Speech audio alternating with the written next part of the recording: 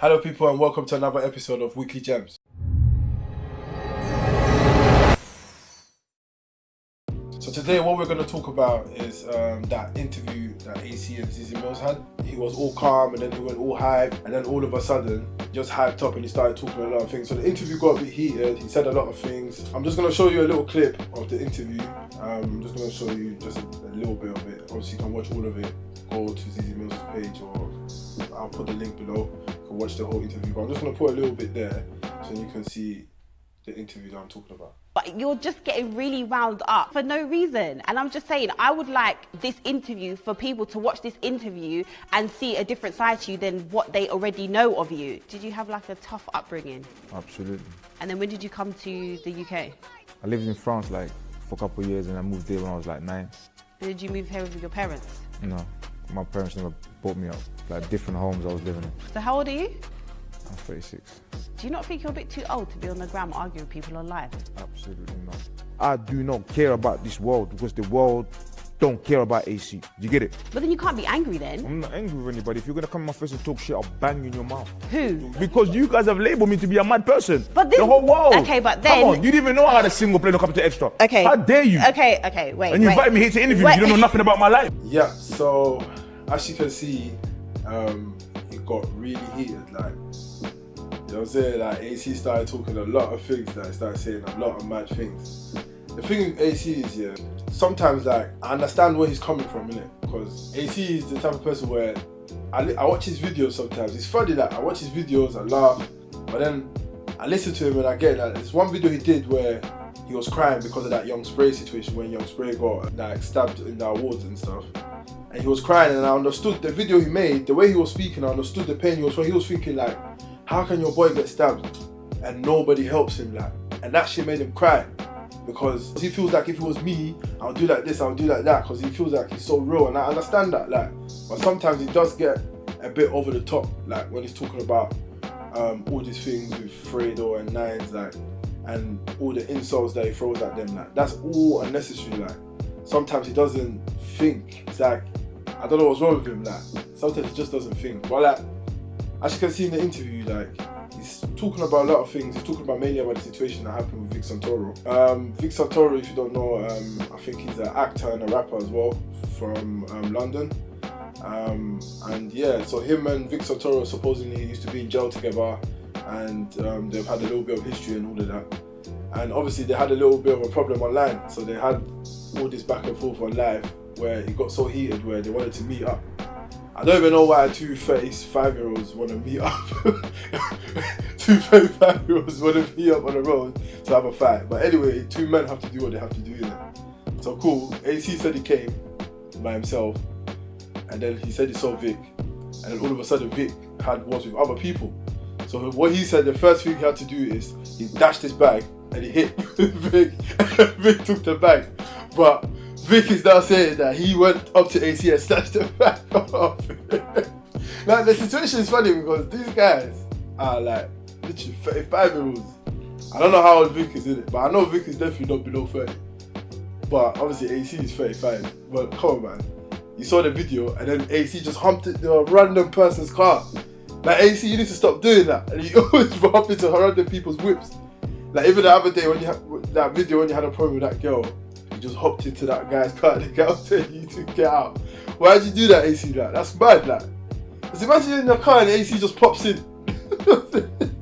That's nuts. But like, come back to the topic here. Now, obviously, you know how AC is. He's always on this gang shit, blah blah blah. So he went on an interview and he must have insulted Vic's nan. This is the problem.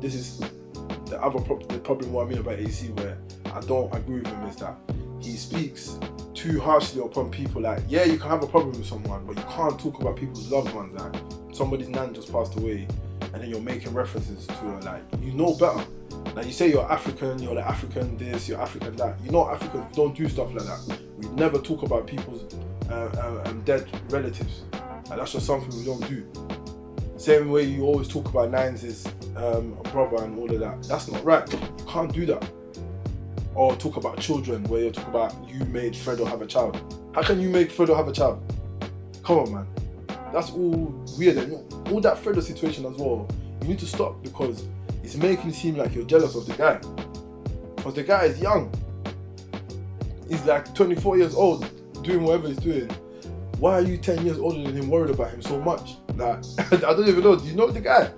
That's the question. I don't know why nobody's asked you this. Do you know this guy personally? What has he done to you? Like, you always want to do this to the guy. Just leave him alone. But just that you're too hyped, so you don't really like, I don't know, like, you're not really, like, people don't really want to work with you if you're acting that hype all the time, because people don't know how you're feeling. Because you're the type of guy, you pull up, you wouldn't know how you feel. Like, you could be happy in 1 minute, and next minute you're all hamped up. You know what I'm saying? Like, I can see that you're a cool guy, you're a genuine guy, I can see it. Like, you're the type of guy, you would like to help someone. If somebody asks you for help, you could help, you will help. I can see that in you. But sometimes you just have to chill out, man. You just have to chill. You know what I'm saying? But it's a good thing how you and Vic were able to also come online and then also bless the situation. That's actually a very good thing as well. That shows that you two are also mature as well at the same time. It showed your age, it showed your maturity as two African brothers, Muslim brothers. You came to agreement and squashed the problem. Just let it be like that. Don't go and raise another problem. But the other thing is, you having the Ciroc bottle next to the Quran as well. What type of behaviour is that, AC? Come on, AC. You can't do that. You can't have a Ciroc bottle next to a Quran. Just allow all the problems. Just be you, do your music, and then let's just enjoy it. You're a funny guy. Like, you can do lives where you're not cussing anyone, you're not doing that, and where you're just being funny and it's cool. You know what I'm saying? It's calm, man.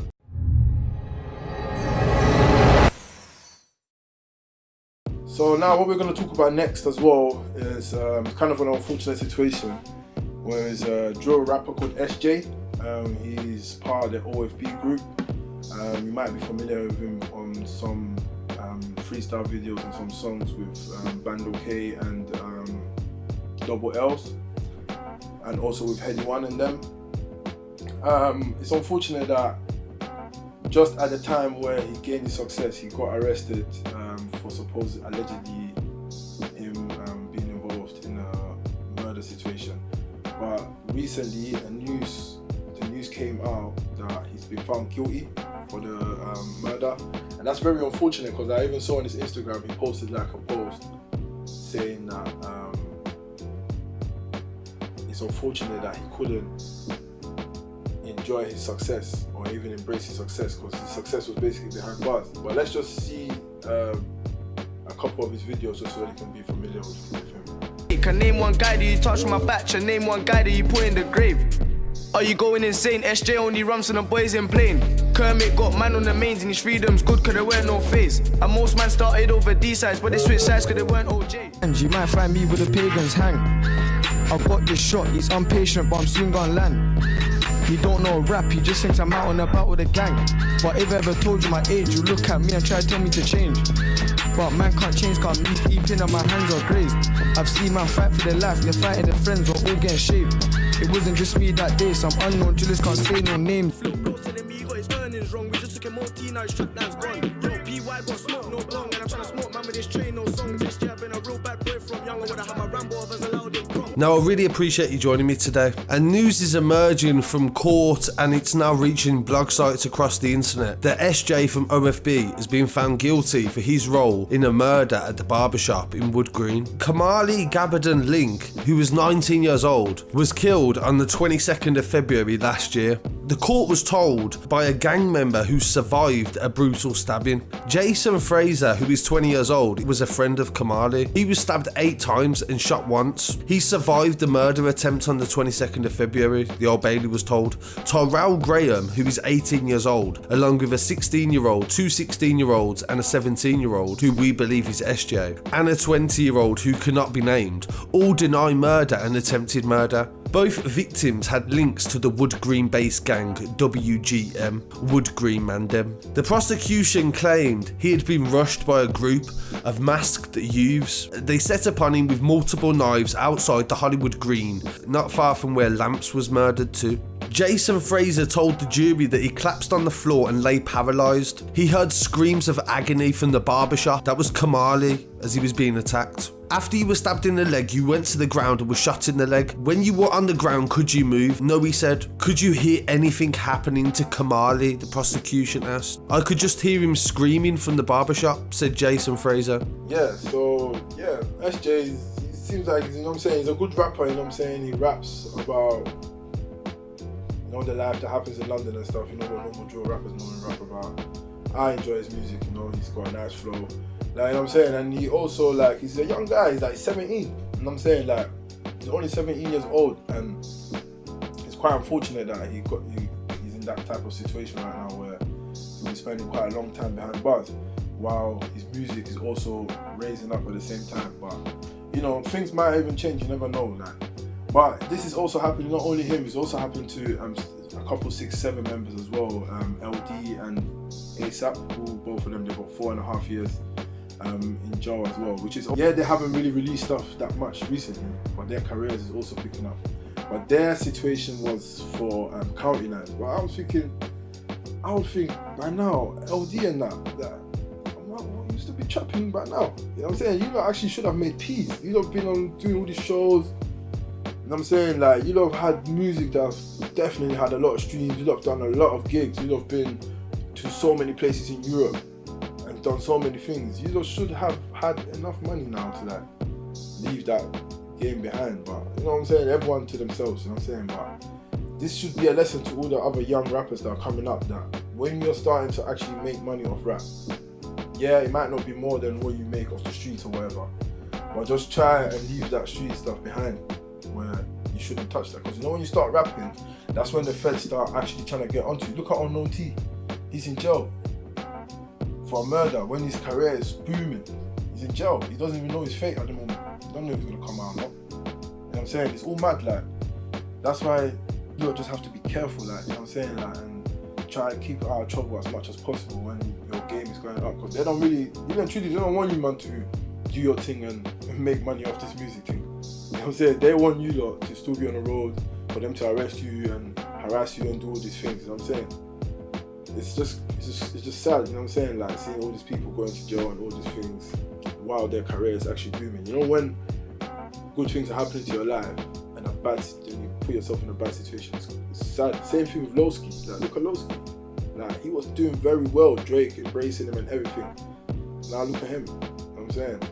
But hopefully all of them, man, they're able to somehow fight their case and get out of jail soon, and, you know, just try to get back on this music thing and then try just to do something for themselves, you know what I'm saying?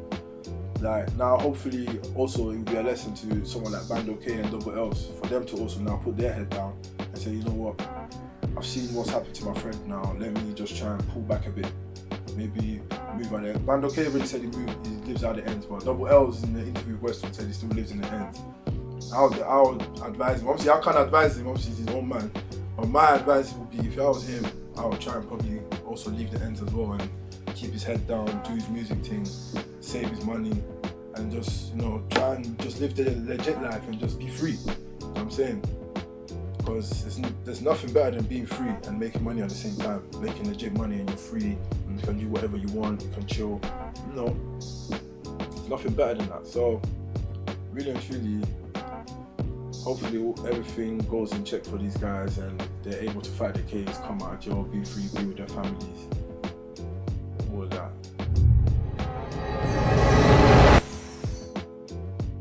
Yeah, so the next thing that we're also going to talk about is the situation of, actually an unfortunate situation that's happened with a rapper called JUICEWORLD, who's obviously from America, from the city of Chicago.